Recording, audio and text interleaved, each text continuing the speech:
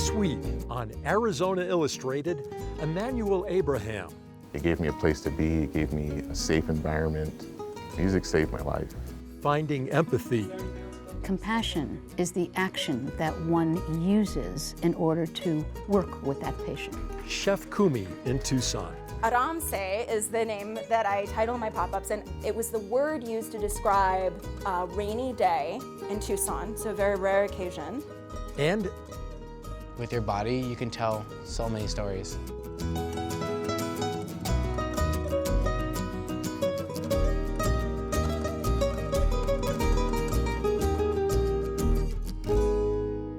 welcome to Arizona Illustrated. I'm Tom McNamara. We all know someone whose life was drastically altered by a chance encounter or an unexpected opportunity, or maybe it was you. Immanuel Abraham was a teenager when he heard about a free class that would lead him down a new path and introduce him to people and places that he never imagined.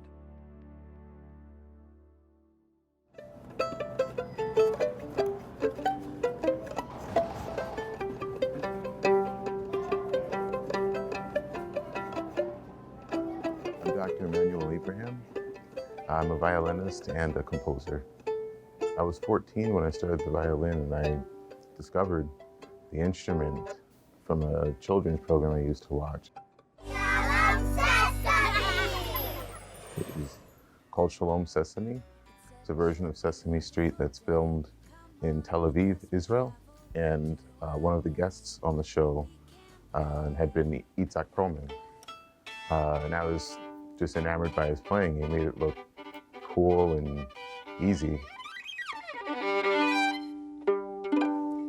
And one of those happened to be correct. It's a very cool instrument.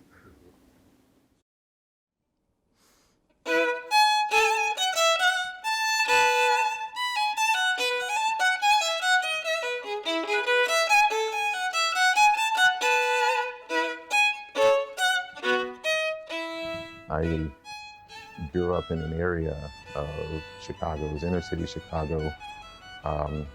There was a lot of violence and crime. I got physically hurt there, nose broken, I was burned with a lighter, I was at a knife point at one point. I'd been begging since I was little to start the violin, and when I was 14, that opportunity arose spontaneously in a newspaper ad. There was an ad in the paper for a free lesson, so my family jumped on it. I was very shy as a child, and I wanted a way to be heard, and music was immediately a path to do so.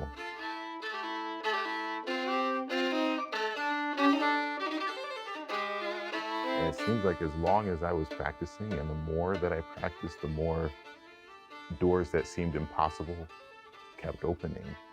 And that went straight into college, which I didn't have plans for. And so anything that was less than an A felt like a failure to me. And so from undergrad, I graduated magna cum laude. And then for my master's, I graduated summa cum laude and summa cum laude again for my doctorate. And again, it was like the practice. The more you put into it, the more good things happen.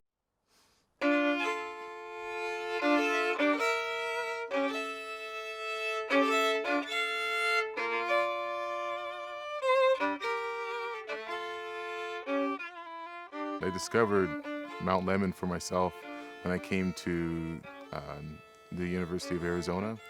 I'd driven here from the University of Michigan, and as an inner city kid, mountains were something that I'd seen a lot in documentaries, but I hadn't really experienced them. And the whole way up, it was just really, it was emotional for me. Just some of the most beautiful scenes I'd seen in my life. And so I've been up here plenty since then, and I've played my violin up here.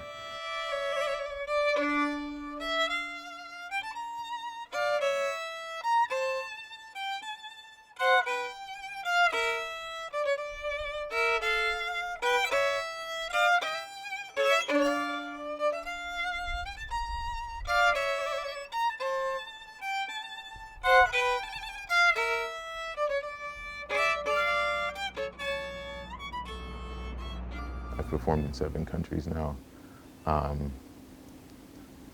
States will take me some time to count.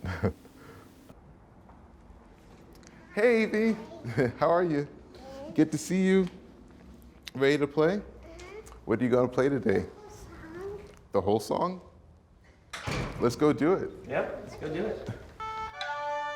I hope to always be able to always be working with every age group, with every background, with everyone possible. Whatever I can offer to them, I want to give to them. That's the little bit I can give back. Good, good. So do you hear that this time? So you hear it now, how the pitch changes? So if it starts to sound high, I'll make a bass, and I'll remind you to say nope by doing this. Okay, but we don't need to do it like, aloud, so you won't go. Nope. Just think nope. Just think nope. Let's try again. I really feel that music saved my life. It gave me a place to be. It gave me a safe environment. Allowed me to be heard. It saved me on many levels. So I have no issue giving my life back to music. It's a debt of gratitude. There's nothing else.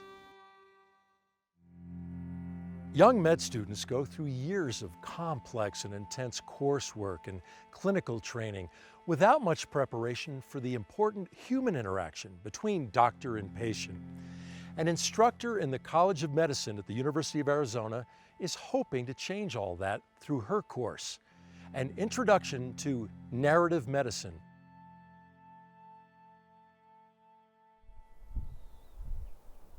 So we are expecting 12 students today. We've got 1, 2, 3, 6. Come on, fill the sides. And there's a seat waiting here for someone. It's special. I'm assuming that somebody will be here maybe. And I think we're almost ready to go. 1, 2, 3, 4, 5, 6, 7, 8. So I did 3,000 degrees. Okay, so why don't we start? If you'll just pass that up. My name is Ellen Malamed, and my work is with something called narrative medicine. It's storytelling about people's disease and people's lives, so that we don't separate the two. We've expanded it beyond the narrative in terms of storytelling. We include all the arts. The daily practice of medicine is connecting to other people. If we have that capacity, even as a person who admires art, then can we develop those skills of empathy?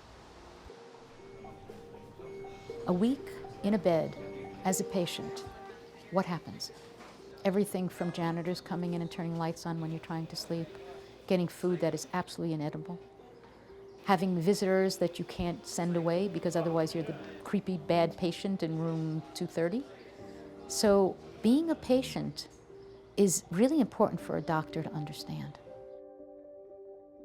Empathy is the feeling that one might have for a patient.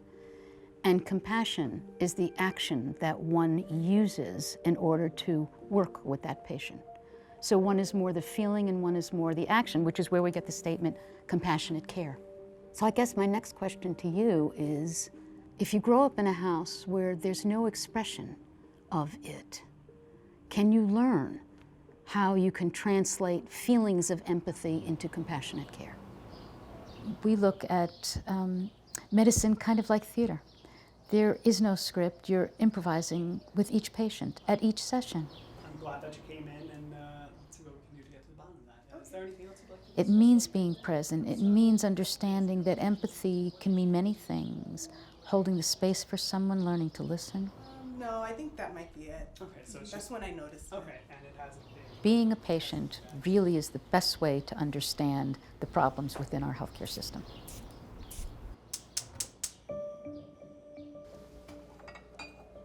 I was very healthy. I was a vegetarian, I was teaching exercise class, I was a certified Alexander Technique teacher, so I was teaching people how to deal with pain. And then when I was 52 years old, a lump was in my breast through a mammogram.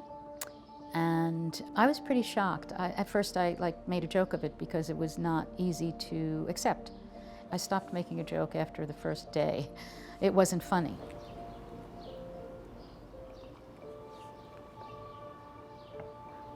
I was aware that medicalese, even though I'm very smart, did not make sense when I was panicked. I felt like doctors would come into my room and walk out without making any kind of connection. My nurses during chemotherapy and radiation and surgery were amazing because people go into nursing if they have a sense of empathy or compassion. But doctors need to be trained in that too. Being ill is hard enough. If there are ways that we can make being ill easier for people, it makes a real difference.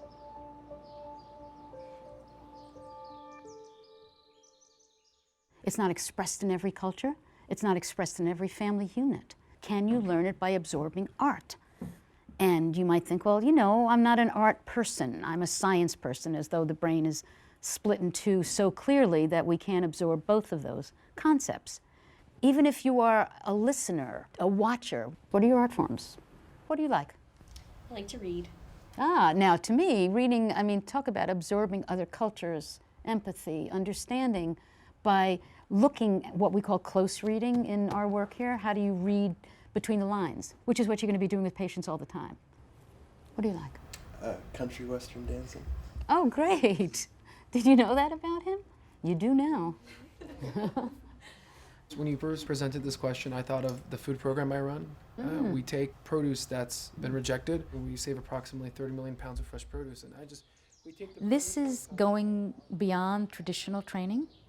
And a lot of seasoned doctors and faculty members say, why reinvent the wheel? We've been doing it like this for years.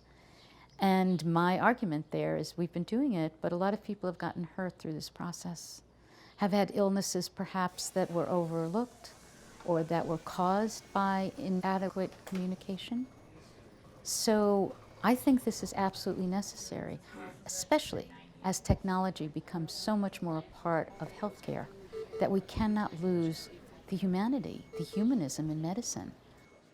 Okay, what if it's like a person stroking down into water and it's just somebody swimming and you can't even see their body over here?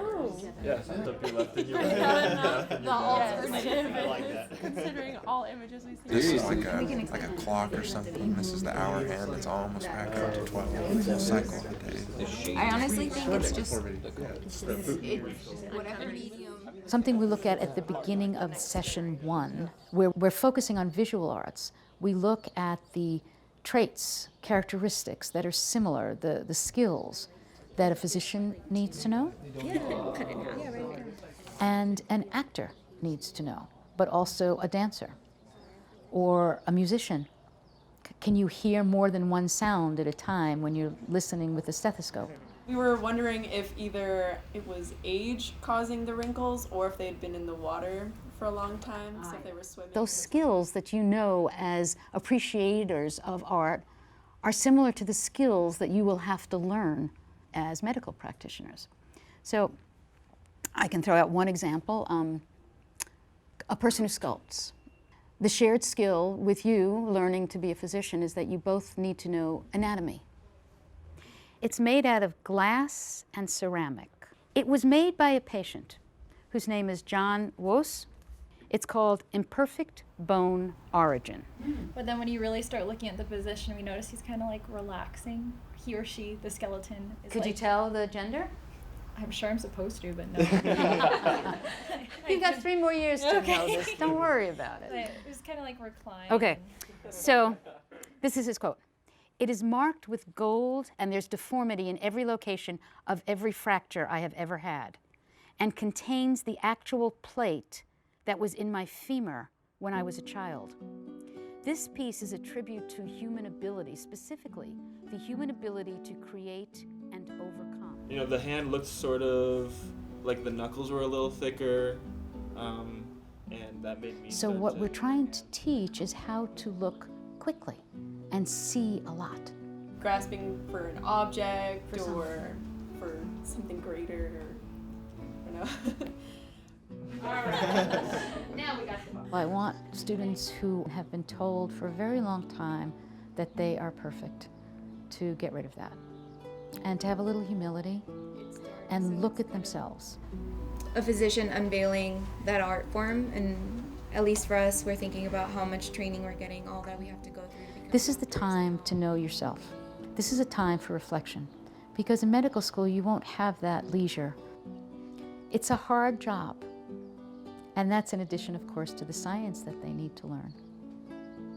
There have been studies over years looking at how doctors respond to their experience with medical humanities courses. And most doctors will say their work is bigger than just medicine for them. It's fulfilling in a different way. They're happier. It reminds me of home, right? Like I don't know. Part of learning how to be a physician that goes home at the end of a work week and still has something left is what your boundaries are. There needs to be a knowledge before you begin this work of what you can give. And I think knowing what you can give and still stay whole is really important. So, thank you, and I'll see you again at the end of this semester for a different kind of workshop. Take advantage of being here, you know, not just sitting in those very dark classrooms that you have. Enjoy your walk back.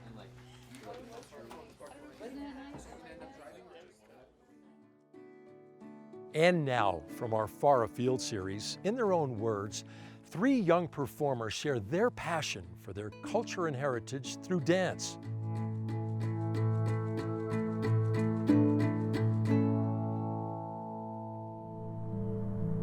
There's so many regions and so many styles you need to present.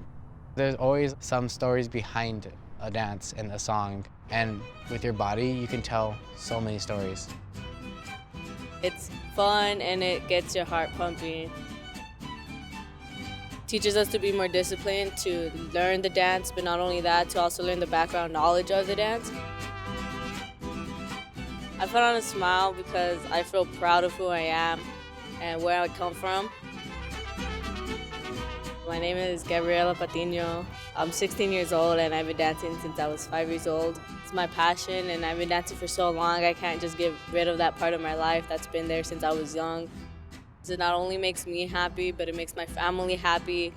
It brings the culture from Mexico to here.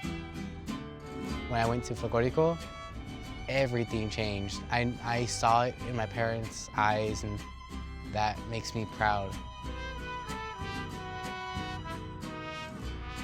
It's always gonna be more than just a dance. Especially nowadays, we just have to keep on fighting with everything that comes from Mexico and all the dancing, all the music, all the food, all the culture we have. We can't let anyone affect it to where we don't have it anymore. Because what are you without culture?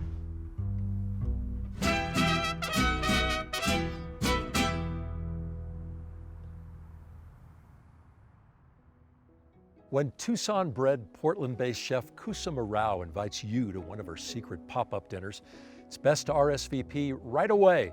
With so many Tucson disciples, it's difficult for newcomers to get on her guest list. Like her food, Kumi's story is quintessentially Tucson, a fusion of ideas and cultures that feed the soul.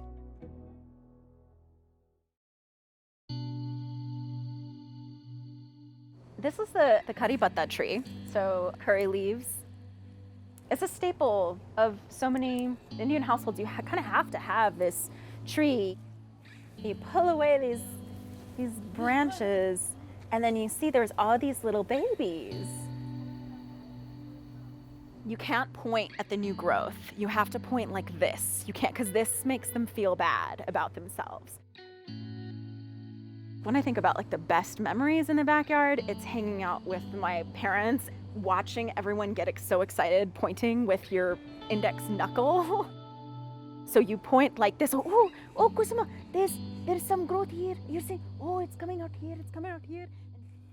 You can just rub your hands in it, smell it, and get that karipata oil that just sticks in your fingers. Then just toss it into the oil and fry it. And they're so flavorful.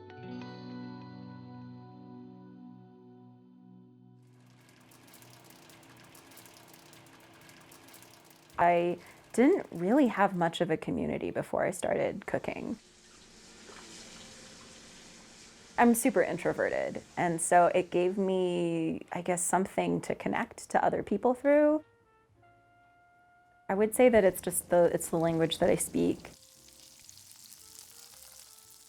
So my name is Kusuma, and I go by Kumi. I'm a cook. Yeah, okay, I can say I'm a chef. I do Indian-inspired, Indian regional pop-up dinners that has a lot of rustic Italian meets Kashmiri Indian. There's a lot of Thai and South Indian crossovers.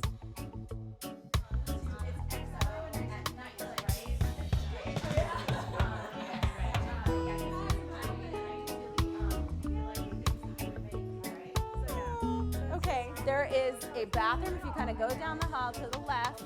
My parents are both from India. They met in Bombay, and then they came to the States in the late 70s. And some people said, why do you move to Arizona? Not even a single Indian lives there. But when I came, I had to tell you how I got attached to Tucson community. That will be nice gift. I started doing, and then frying a tadka and then pureeing. Being the only person of color in my neighborhood growing up, it just built a foundation for a lot of really interesting things around identity and my feelings of self-worth. It's really strange to have people come into your house and say, your house smells funny, and then never return, and just be so othered with the kind of food that you have, or trying to fit in and also trying to reconcile who you are and where you come from. Hi!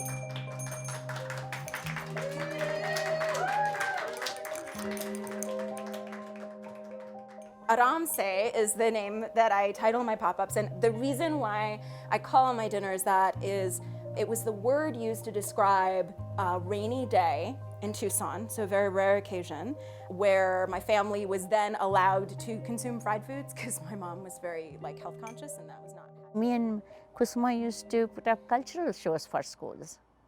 I would dress her up with all the dance costume, and I would make special Indian meal for the kids. My main idea was, as kids, if they know where we are from India, when they grow up, they recognize that, oh, she's from India. I know Mrs. Rao used to come with nice food for us. And you can embrace that culture with no inhibitions. I didn't fit in with the kids in the school that I went to, but I also didn't really fit into the Indian community. I felt like I was a little bit of an outlier in a lot of different worlds. But my mom was definitely the cook. She would just spend hours and hours and hours in the kitchen trying to create something that she felt like was going to make someone feel maybe connected to their home. It was a special flavor. She would just be so nervous about, wanting to create just the perfect symphony of all these spices. And even though I didn't really understand, I think at the time, the dishes that she was making, I could really see just how much thought she put into it and how much meaning it held for her. And I feel like I learned that. When she was at work, I would just go into the pantry and pull out all of the spices and try to figure out how they worked. She was 13-year-old or 14-year-old, and I'm not there, so she could try all the spices and make her own experiment and make her creative cooking. And I remember that there was a crossover between a lot of Indian spices and a lot of Mexican spices, and I really loved Mexican food. So I tried to just recreate Mexican dishes using the spices that were in my mom's spice pantry. She would leave a note on the countertop. Dad and Mom, you don't have to cook dinner today. I made a special Chinese noodles with eggplants. Oh, I was so surprised the way she picked up. Later on, to like my early mid-20s, I had been working a job that I was really bad at, and I really felt like I needed to cook to de-stress. And so I was just throwing really elaborate dinner parties for my friends. And then I guess like a lot of people had interventions with me, like, you really need to do this. You need to stop doing what you're doing because you're wasting your time, and you just need to cook. And she said, Mommy, I'm going to resign. What are you going to do, Kusama? I'm going to do something else, Mommy. I'm going to be a chef. Feeding people is a wonderful experience. Like it's soul quenching. You get to be a voyeur into someone's palate and experience what they're experiencing. It's really intimate. Sometimes she's emotional if it doesn't come out right. She keeps adding some more ingredients to make it into perfection. And she goes through ups and downs. Mommy, this did not come. What else I can add to this? And I see her questioning herself what she can do better. And then when the final product comes out, I see her joy and happiness. It's so good to see you. Thank you. Thank you. Oh, I'm already so happy with that. So much of cooking this food and creating these dinners feels like going back to my childhood self and being able to show people who I am and where my family comes from. The food that I do is not traditional Indian. It's the way that I learned how to cook. And because of that, it's the way that I got comfortable with being Indian. Blend of cultures, that's what I believe in. You know, we are all as one family, that's what I believe. And I love it. We are all children of God. We're gonna break bread. I feel like when I get to do these dinners, I can see people seeing me, which is always really nice to really be seen. So thanks so much for being here. You're very, very special to me. Thank you for joining us here on Arizona Illustrated. I'm Tom McNamara. See you next week.